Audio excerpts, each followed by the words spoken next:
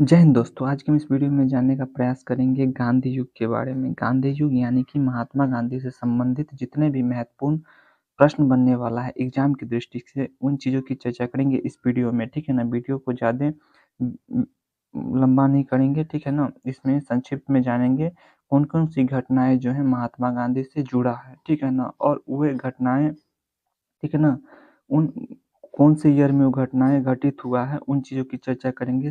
केवल और केवल महात्मा गांधी से ही जुड़े चीज़ों को जानने का प्रयास करेंगे इस वीडियो में, ठीक है। तो चलिए देखते हैं। सबसे पहले महात्मा गांधी का जो जन्म हुआ था वो 2 अक्टूबर 1869 में हुआ था। पोरबंदर गुजरात में हुआ था इनका जन्म, ठीक है ना। इनके जन्म दिवस पर यानी कि 2 अक्टूबर को जो है अहिंसा दिवस के रूप में जानते हैं। इनका जो मृत्यु हो गया था, ठीक है ना, 30 जनवरी 1948 को, ठीक है, नाथूराम गोडसे ने इनको गोली मार दिया था, इनकी हत्या कर दिया था। ये बिरला भवन नई दिल्ली में इनकी मृत्यु हो जाता है 1948 में। तो 30 जनवरी को जो है शहीद दिवस के रूप में जानते हैं, ठीक है ना। और इनका जो समाधि स्थल है, ठीक है ना, वो राजघाट कहलाता है। महात्मा गांधी का पूरा नाम मोहनदास करमचंद गांधी था। इनके पिता का नाम, ठीक है ना, इनके पिता का नाम करमचंद गांधी, जबकि माता पुतलीबाई, ठीक ना, और पत्नी का नाम कस्तूरबा गांधी थी। इनके 4 पुत्र थे, ठीक है। महात्मा गांधी के 4 पुत्र थे, हीरालाल, मनीलाल, रामदास और देवदास, ठीक है। इनके 4 पुत्र थे। इनकी आत्मकथा, ठीक है ना, महात्मा गांधी की एक आत्मकथा थी, ठीक है ना, सत्य के साथ मेरा प्रयोग, ठीक है ना, जिसका प्रकाशन जिसका प्रकाशन जो किए थे नवजीवन पत्रिका में, इन्होंने इसका प्रकाशन किए थे। महात्मा गांधी के एक राजनीतिक गुरु थे, ठीक है ना, गोपाल कृष्ण गोखले को माना जाता है इनका राजनीतिक गुरु, ठीक है ना। जबकि दार्शनिक गुरु के रूप में लियो टॉल्स्टॉय को माना जाता है। लियो टॉल्स्टॉय से ही गांधी जी जो है आंदोलन करने की प्रेरणा मिलता है गांधी जी को, ठीक है ना। मतलब कई बार एग्जाम में पूछा भी गया है कि आंदोलन करने की प्रेरणा गांधी जी को किनसे मिला था, तो लियो टॉल्स्टॉय से इनको प्रेरणा मिला था आंदोलन करने की, ठीक है। उसके आगे देखते हैं कि ये जो है वकालत करने वर्ष 1888 से 91 तक जो है इंग्लैंड चले गए थे, 1888 में वकालत पढ़ने के लिए, ठीक है। ये इंग्लैंड चले गए और उसके बाद जब ये भारत आते हैं तो फिर से इन्हें जो है 1893 ईस्वी में दक्षिण अफ्रीका चले जाते हैं। एक कानून मतलब एक केस के सिलसिले में ये दक्षिण अफ्रीका चले जाते हैं और वहीं जो है सबसे पहले इन्होंने सत्याग्रह का प्रयोग किए थे 1906 में, ठीक है ना। तो प्रश्न बनता है कि सबसे पहले महात्मा गांधी ने सत्याग्रह शब्द का प्रयोग कहाँ किए थे, तो ये दक्षिण अफ्रीका में किए थे। जबकि भारत में अगर पूछा जाए तो ये चंपारण सत्याग्रह 1917 में जो है इन्होंने चंपारण सत्याग्रह का प्रयोग किए थे, ठीक है। उसके आगे देखते हैं, जब ये दक्षिण अफ्रीका से भारत वापस आते हैं 9 जनवरी 1915 को, ठीक है ना, 9 जनवरी 1915 को। तो इसी 9 जनवरी को जो है प्रवासी दिवस के तौर पर हम भारतीय जानते हैं, ठीक है ना। 9 जनवरी को प्रवासी दिवस के रूप में मनाते हैं। 1915 में ये दक्षिण अफ्रीका से आते हैं और 1916 में साबरमती आश्रम की स्थापना करते हैं और लखनऊ अधिवेशन में भाग लेते हैं, ठीक है ना। लखनऊ अधिवेशन में 1916 में गांधी जी भाग लेते हैं। कांग्रेस का जो लखनऊ अधिवेशन चल रहा था उस समय, ठीक है ना, तो उसमें भाग लेते हैं गांधी जी। और इसी लखनऊ अधिवेशन के ही समय जो है मतलब कांग्रेस जो 2 गुटों में बँट गया था, गर्म दल और नरम दल, ठीक है ना, वर्ष 1907 का सूरत अधिवेशन में बँट गया था, ठीक है ना। तो इसी लखनऊ अधिवेशन में फिर से मिल जाते हैं। उसके बाद ये वर्ष और इसी अधिवेशन के तहत जो मतलब में जो है ना राजकुमार शुक्ला जो है उससे मुलाकात होता है और ये चंपारण सत्याग्रह के लिए इनको निमंत्रण करते हैं। 1917 में जो है ये चंपारण चले जाते हैं चंपारण सत्याग्रह के लिए जो है ना। वहीं जो है इनको रविन्द्रनाथ टैगोर से मुलाकात होता है महात्मा गांधी को, और रविन्द्रनाथ टैगोर ने उसी समय जो है उनको महात्मा की उपाधि दिए थे, ठीक है ना। तो ज़्यादा डिटेल में नहीं जाएंगे क्योंकि महात्मा गांधी से संबंधित जितने भी जो घटनाएं घटित हुई हैं उन्हीं ईयर को देखेंगे संक्षेप में, ठीक है ना। सेपरेट वीडियो लाएंगे उसके लिए, जैसे जो जो बड़ा आंदोलन हुआ था गांधी से, जैसे भारत छोड़ो आंदोलन हो गया, जलियांवाला बाग हत्याकांड हो गया, दांडी मार्च, नमक सत्याग्रह, ये सब जो घटनाएँ घटित हुई थी, इसके लिए एक सेपरेट वीडियो लाएँगे, ठीक है ना? ये सब एग्ज़ाम में उस सब से क्वेश्चन बनता है, इसके लिए उसमें डिटेल से जानेंगे, ठीक है ना? तो इसमें सिर्फ शॉर्ट्स में जानते हैं कौन-कौन से ईयर के मतलब ईयर के बारे में जो महात्मा गांधी से संबंधित है, ठीक है ना? उसके बाद 1917 के बाद जो है खेरा आंदोलन 1918 में होता है, ठीक है ना? खेरा आंदोलन 1918 में। 1918 में एक और आंदोलन होता है अहमदाबाद मिल मजदूर आंदोलन, ठीक है ना? ये महात्मा गांधी के नेतृत्व में हुए थे।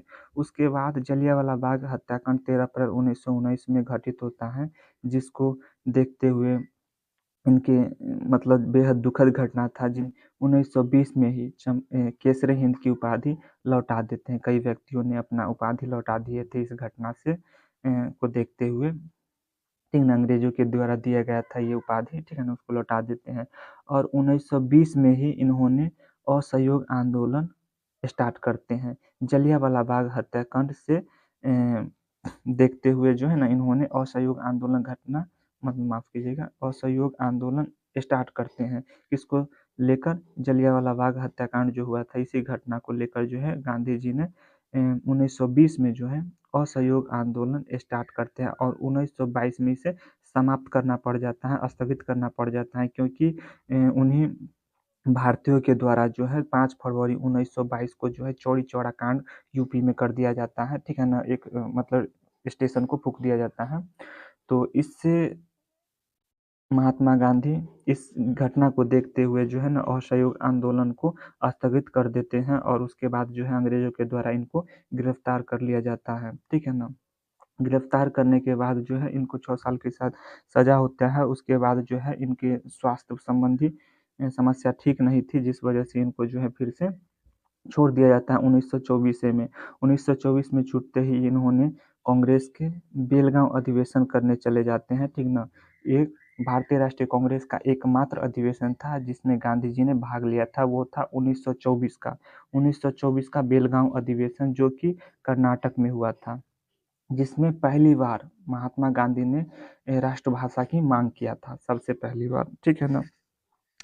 उसके आगे देखते हैं दांडी नमक सत्याग्रह, ठीक ना? नमक सत्याग्रह कहें या दांडी मार्च नमक सत्याग्रह कहिए, 12 मार्च 1930 को ये प्रारंभ करते हैं, ठीक है ना? और 6 अप्रैल 1930 को ये समाप्त कर देते हैं गांधी जी, ठीक है ना? इसमें मतलब 24 दिन तक चला था, ठीक है ना? और नमक कर के विरोध में इन्होंने नमक सत्याग्रह चलाए थे। ये साबरमती आश्रम से लेकर और जो दांडी नमक था वहाँ तक ये इसको ले गए, ठीक है ना? और इसको समाप्त कर दिए थे। इसको समाप्त करते किए और सबने अवज्ञा आंदोलन स्टार्ट कर दिए, ठीक ना? नमक सत्याग्रह आंदोलन को समाप्त किए और सबने अवज्ञा आंदोलन स्टार्ट कर दिए थे 1930 में। ठीक है ना?